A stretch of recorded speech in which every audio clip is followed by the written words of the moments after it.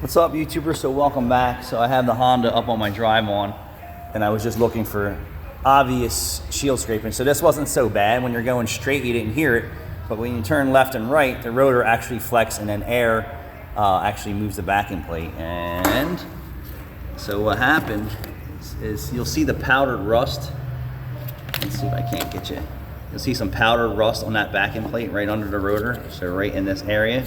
So it's been scraping ever so slightly for a while. That's why the powdered rust is there, and we just serviced the brake, so one day would not cause that to happen.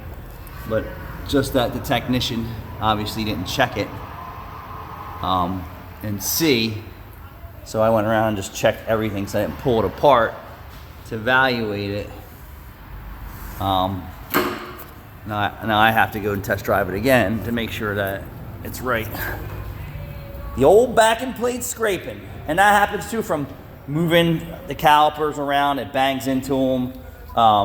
Different manufacturers and rotors have different thicknesses, so a lot of things, but most of it's technician error where they bump it or they touch it, and not completing the job by rotating the wheels or inspecting. One thing I do when I do a brake job is I actually press the backing plate back a little bit, provided that it's not rusted out, because if it's rusted out, it's an entire headache. So either you leave it or you remove it or replace it. Most people don't want to spend the money to replace the backing plate nowadays, I'll tell you that. Thanks for watching.